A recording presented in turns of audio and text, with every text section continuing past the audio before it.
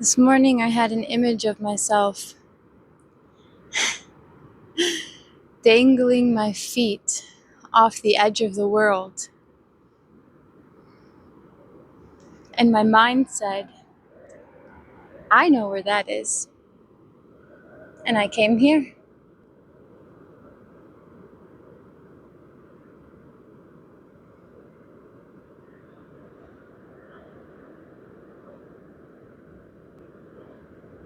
So,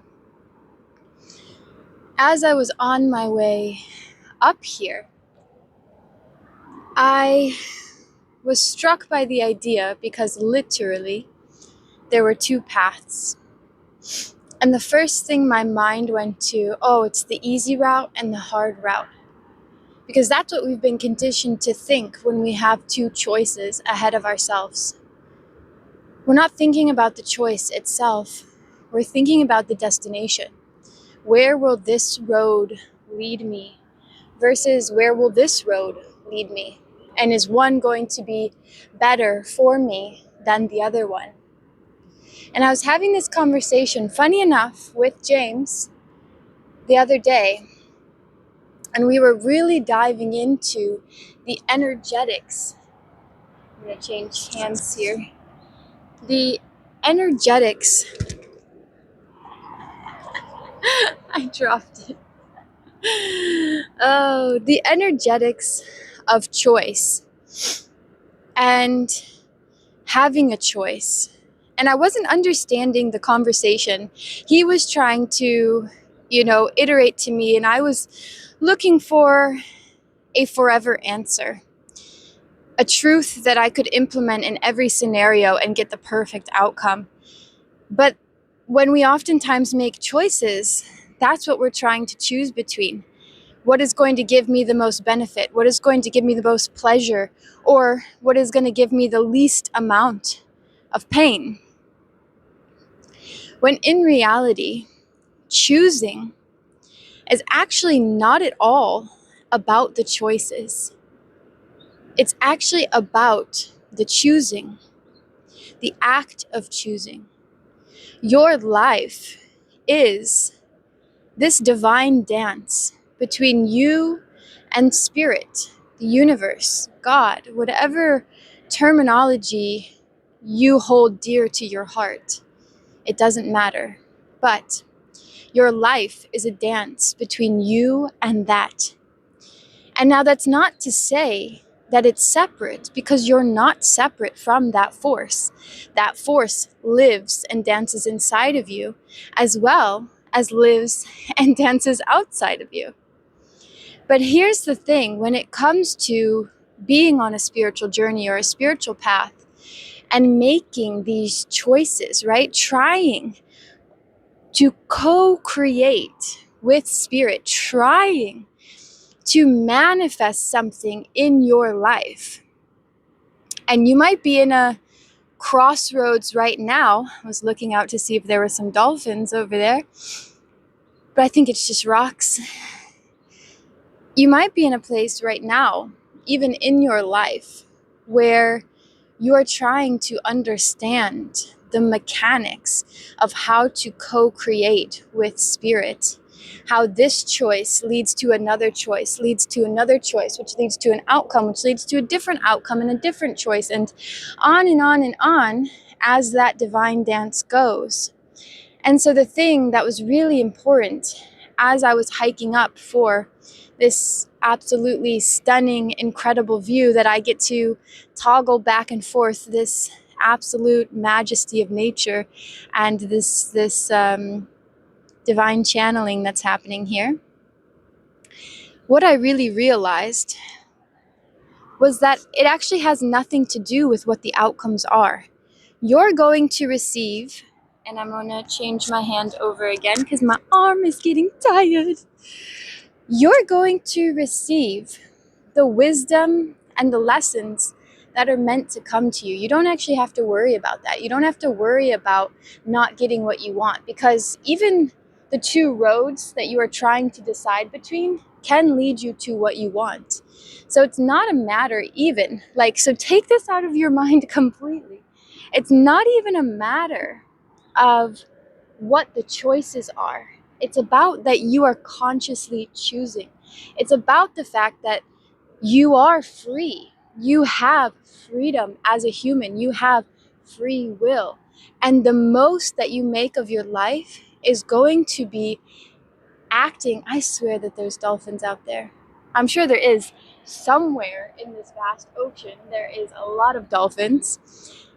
But, anyways, it's about using that free will and letting go of victim mentality of I can do this or I can do that, or I have to do this or I have to do that, and allowing yourself to take full radical responsibility of the fact that you are choosing at the end of the day. Do you hear me? You are choosing. You are given the opportunity to choose. And that is living. That is co-creating.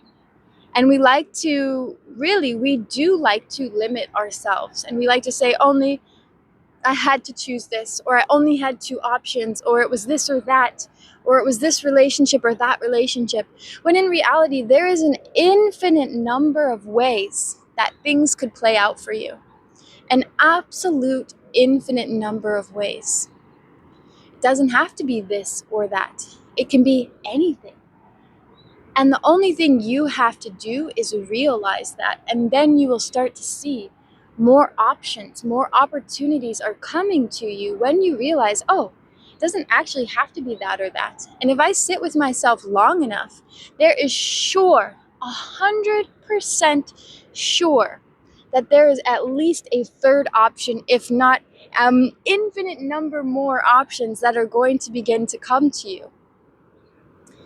So this is the work of our lives, like this is what we live and breathe for, is this opportunity to co-create with spirit. But it doesn't feel like an opportunity when you box yourself in with a lot of worry, fear, and doubt. When those things are taking the front stage, you actually can't. You can't see things as a gift. You can't see things as an opportunity. And that's not because you're doing anything wrong. It's just because you might be in the grips of some sort of program or in the grips of some sort of energy that might not have even been yours to begin with. So I think the important thing to consider here is that you do actually have options and you do actually have choices. And when you can use those choices to consciously say, the win here is not where that choice brings me, but the fact that I get to choose. I get to choose. I get to make that choice. And if it somehow, quote unquote, is the wrong one, you get the opportunity to stand by that choice and say, you know what? I didn't like where that brought me, but I still own the fact that I made that choice. You don't turn yourself into a victim when the choice goes, quote unquote, bad, or when something unexpected happens, right?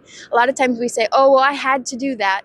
And now I'm stuck because now this is happening and this is happening and it's not turning out the way I wanted it to. And believe me, I have been there time and time again in my relationships, in my business, in my motherhood journey, constantly devouring and then dispelling the victim program of, it's not my fault, this happened to me, oh, woe is me, everybody else is to blame. And it's an important program to bring up, and it's an important program to see, and it's an important program to participate in, because without participating in the victim mentality, you're never going to see outside of it. And we have so much inundated in our lives now as humans. There's so much coming at us all the time in this victim mentality, right? All this fear mongering in the media, everything that's coming at you, people, your parents that might have old paradigm belief systems and they try to impose that upon you. Anybody that might try and impose an old paradigm belief system on you is also stuck in that same fear, in that same energy. And so the best thing that you can do is come out here into this beautiful, stunning, epic nature.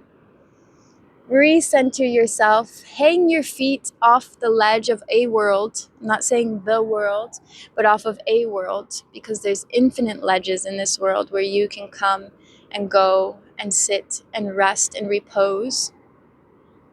And make sure you do make time to do that for yourself. And remind yourself that you are the chooser. You are the one playing out your life. You know, it's not just spirit and it's not just you. It's about learning how to dance in that co-creation, knowing when to hold on, knowing when to let go, knowing when to ground and put your feet on the earth, and when to charge forward with full steam ahead. And believe me, this is a balance that's always changing. You're never going to get, like I was looking for in my conversation with James, I was looking for an answer that I can put into play in every scenario and it will be right. It will be true. But that's not how life works, and that's not how we work. You know, I was also thinking on the way up here, the last time I climbed up this hill, I was like 3 or 4 months pregnant. And how things have changed since then. You know, I was thinking about every single one of my cells in my body is different than that day. It was only a year and a half, 2 years ago, but every single one of my cells, I'm practically a different person. My baseline DNA might be the same, but my cells have changed drastically from that time. It's like I am a new person experiencing something new when I came out here today. And so you have to give yourself that grace to know that co-creating with spirit, it is a dance. The steps are always changing because you're always changing. The outer conditions of life are always changing. The earth itself is on this beautiful, stunning awakening journey.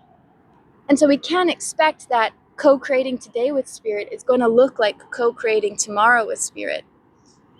It's what co-creating looks like right now.